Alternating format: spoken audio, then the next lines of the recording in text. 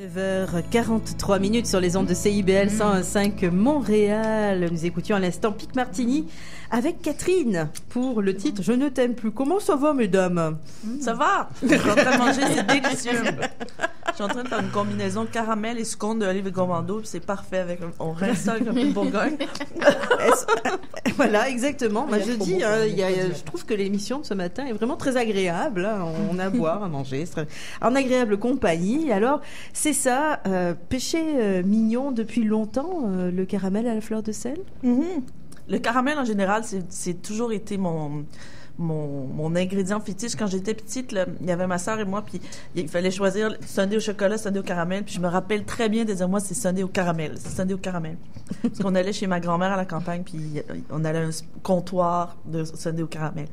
Et puis, comme oublier le caramel pendant un certain nombre d'années, puis là, le caramel est réapparu dans la gastronomie, dans la version plus chic, on dirait, plus travaillée. Puis là, je suis retombée complètement... En enfance. Exactement, en enfance. J'adore ça. Ça, là, il y a le pot ici devant moi, je pourrais le manger à la cuillère. Vraiment. Mais comme elle n'a pas de cuillère, elle y va avec les petits bâtons. Donc, c'est ça. Et j'ai chargé donc notre chroniqueur Alex Sereno de s'attaquer au sujet, en lui disant tu n'as pas de pression, c'est juste quelqu'un qui s'y connaît très très bien, d'accord?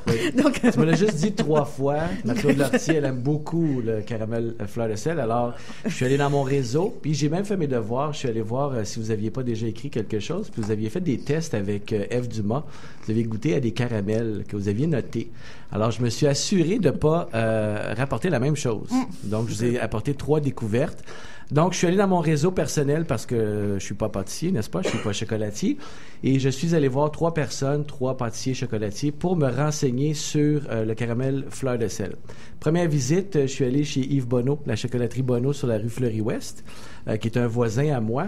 Et puis, en me rendant là pour lui demander, j'ai dit, écoute, peux-tu m'en parler un petit peu? Il dit, viens en arrière, on va aller dans la cuisine. Puis, on en a fait un. 15 minutes, on mangeait des bonbons. Fait que j'ai une petite recette super le fun que je vais mettre sur mon blog. Oui, puis pour la page Facebook. Ben oui, absolument. Vous irez voir. Un truc super simple, tu sais, crème, glucose, si vous n'avez pas de glucose liquide, du miel, qui est un agent liant, c'est un anticristallisant, un peu de sucre, on mélange le tout, on amène à 118. Là je résume, là, bien entendu. Là. Puis après ça, on va décuire avec un peu de beurre, un peu de fleur de sel pour donner le salant. Et quand c'est fini, on met sur une plaque anti-adhésive, puis on rajoute la balance du fleur de sel. Bien entendu, comme tout bon français, il va utiliser la guérande, parce que la guérande, c'est un pouvoir très salant, puis c'est une belle texture craquante. Après ça, on attend refroidi, on coupe et on mange. Un truc hyper simple. Là. Vraiment, là, je vais mettre la recette, vous allez voir. Même moi, je serais capable de la faire. Puis moi, je suis vraiment nul en pâtisserie, là. Parce qu'il faut dire que... Oui, excuse-moi. Mais moi, j'en fais souvent du caramel à la maison. Mais je fais pas le caramel craquant. Je fais le caramel comme ça, sauce, là, pour faire sur des sundaes, justement. Bien, très bon point. C'est super facile. Je prends du sucre blanc avec du beurre, puis que je fais fondre directement, des fois, même pas d'eau. Puis après, je rajoute du beurre puis de la crème. C'est un peu au pif. Je sais jamais trop comment ça va finir, si ça va être plus liquide ou plus collant. C'est un peu comme un art, parce que c'est toute une gestion de cuisson puis de proportion. Puis de là, il y a plusieurs dérivés. On peut avoir des tartinades, on peut avoir des caramels qui sont mous, craquants. Puis c'est un petit peu ça que j'ai appris en parlant à tous ces pâtissiers-là. C'est drôle parce qu'ils ont chacun une recette. Fait que donc, M. Bonneau me dit, moi, en France, chaque région a sa recette. Puis, d'ailleurs, je vous ai apporté une de ces tartinades. A sa recette, mais bon. Je vous invite à la goûter. L'autre tartinade au chocolat au lait, fleur de sel. Oui, et je vous ai apporté pas être mauvais, ça. Moi, de façon générale, je dois dire que je préfère ceux qui n'ont pas de glucose parce que je trouve que ça devient trop collant. Oui, absolument. Mais celui-là, je ne vois pas les ingrédients. Mais l'autre celui-ci truc, est super bon. L'espèce de boudin, ça, c'est un caramel mou que vous pourrez goûter plus tard. Ouais, j'avais rien pour le couper, fait que je vous laisserai le découvrir. Mais celui de Fou Dessert est super bon. Bon, ben ça m'amène à ma deuxième visite. Quand on parle de chocolat ou de pâtisserie, il faut absolument que j'aille voir Franck Durie-Pavé. Pour moi, c'est la référence. Franck, c'est un artiste, il sait travailler la matière. Et ça, c'est vraiment le fun parce que lui, Franck, il me disait, au Québec, on fait beaucoup des caramels blonds, donc des caramels qui goûtent le sucre. Lui, ce qu'il fait, c'est qu'il fait une torréfaction de sucre. Donc, il amène tous ses sucres. Lui, il utilise du sucre de canne biologique. Il amène ses sucres à 185 degrés. Puis après ça, il va décuire. Ce que ça fait, c'est que la molécule de sucre, elle va carboniser et elle va goûter le torréfié. Puis si vous goûtez à ces petits caramels, il y en a dans la boîte brune devant vous ou à sa tartinade, vous allez voir, c'est perceptible en bouche. Les caramels sont là. On est obligé de se servir. Vous êtes obligé de vous servir. Allez-y, c'est à la bonne franquette. Là. Donc, encore une fois, un Français utilise la Guérande, bien entendu. Et puis, des super bons produits. Je vous ai apporté justement le caramel que vous goûtez. Puis ça, c'est un truc qui est fait à partir de, bien entendu, le sucre torréfié. Oui, c'est bon, ouais. Celui à tartiner, là, il est sublime. Je vous le recommande pour les cadeaux de Noël. Là. Absolument. Il est vraiment bon. Le pot est superbe. Mais j'adore tout ce que fait Food Dessert, cela dit. Ils avaient aussi gagné le concours du meilleur croissant en ville quand on l'a fait dans la presse. Absolument. Puis c'est un des meilleurs camions, je trouve, en ce moment. Là. Avec celui du pied de cochon, évidemment.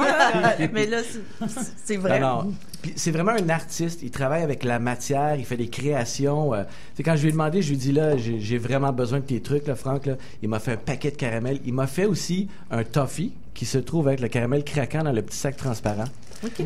Dans le fond, le caramel mou que vous avez goûté, là, qui est un peu plus moelleux en bouche, ça, comme je disais tout à l'heure... On le garde longtemps. Oui.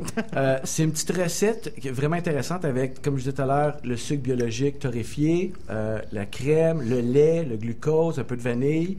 Puis l'autre, c'est la version qui est cuite un peu plus. Puis ça donne un caramel qui est craquant en bouche. La seule différence, c'est que je pense que dans celui-là, il n'y a pas de lait, mais il est cuit un petit peu plus. Ouais. Fait que ça fait un biscuit un peu comme un toffee. Donc... je vous ai apporté d'autres, bien entendu, gâteries. Il faut absolument que je vous parle aussi des petits bonbons fleurs de sel et arachides de Mademoiselle Gâteau qui se trouvent dans le quartier Villeray. 2 pâtissières qui font vraiment un truc super extraordinaire, sont réputées pour leur gâteau, mais ils nous ont fait des super bonbons ce matin. Puis elle m'a montré un petit peu comment utiliser un thermomètre. Donc, à la maison, si vous faites ça, évitez d'utiliser un thermomètre avec une sonde. Parce que ça risque de prendre la chaleur de la poêle. Ce que vous devez faire, c'est acheter un thermomètre de pâtissier, puis le tour est joué. Parce que oui, je vais... C'est mignon à voir, en plus. Hein? Ça fait un peu à l'ancienne. Hein? Donc, moi, j'ai juste une question pour la journaliste. J'ai pas été capable d'obtenir l'origine. Tout le monde me parle de la Bretagne, tout le monde me parle de l'Angleterre. Je suis pas capable d'avoir l'origine exacte. D'où ça vient le caramel de fleur de sel? Ça, je vous pose une bonne question ce matin. Oui, je sais pas d'où ça vient le caramel. C'est sûr qu'en Bretagne, ça fait partie des recettes. Là. Il y a un Queen Amman qui font à la porte par des Bretons qui est super bon, qui est servi justement avec beaucoup de caramel à la fleur de sel. Les Britanniques, ils ont, tout le Royaume-Uni, ils ont une variété de caramel, de butterscotch, de toffee.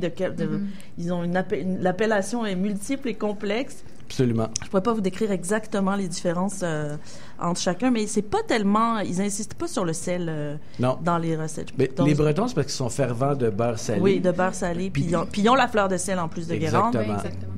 Mais tout le monde s'entendait pour ces 2 régions-là, mais j'aurais pensé peut-être que quelqu'un avait une origine exacte, mais bon, c'est la seule chose à laquelle je peux pas répondre pour vous ce matin. Alors voilà, mais tu as répondu à plein de choses, dont notamment notre gourmandise. Je t'en remercie, ça fait plaisir. Alex. Alors évidemment, la fin de l'émission dans quelques instants. On se retrouve tout de suite.